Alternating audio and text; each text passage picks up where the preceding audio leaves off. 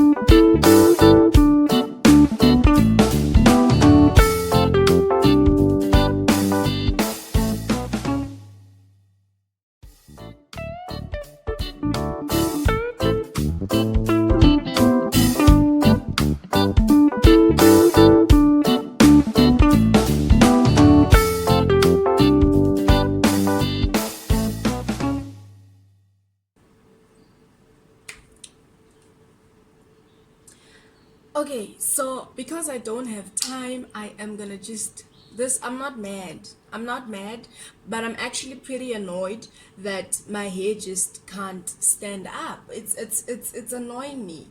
But I'm just gonna leave it here. Yeah, so yo, I'm so sorry for this super duper short video. I hope you guys enjoyed it. If you do, give it a thumbs up, and if you guys' afro stands up and it's long, please let me know how you do it, because wow, I have been trying for a long time now, for years now, and it doesn't want to. So okay, so yeah, that is it for today's video. I have to go, I'm already late, and I love you guys so much. Thank you for the support. Thank you for 250 subscribers, and yeah, I'll see you in my next video.